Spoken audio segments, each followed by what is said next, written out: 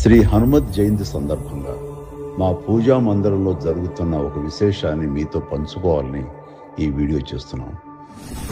ప్రతి సంవత్సరం డిసెంబరు, జనవరి, ఫిబ్రవరి నెలల్లో సూర్యకిరణాలు సప్తవర్ణాలుగా మారి మా పూజా మందిరంలో ఉన్న హనుమంతుడిని పైనుంచి కింది వరకు స్పృశిస్తూ ప్రసరించడం చూస్తుంటే ఆ దృశ్యం, ఆ అనుభూతి మాటల్లో చెప్పలేనిది.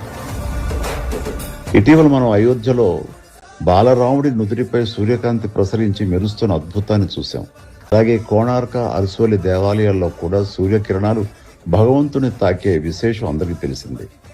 అలాంటి దైవానుభూతి మా ఇంట్లోనూ ఆంజనేయుని స్పృశించటం, అది మా పూర్వజన్మ సుకృతంగా భావిస్తున్నాం. ఈ పవిత్రమైన హనుమత్ జయంతి సందర్భంగా అందరికీ హృదయపూర్వక శుభాకాంక్షలు.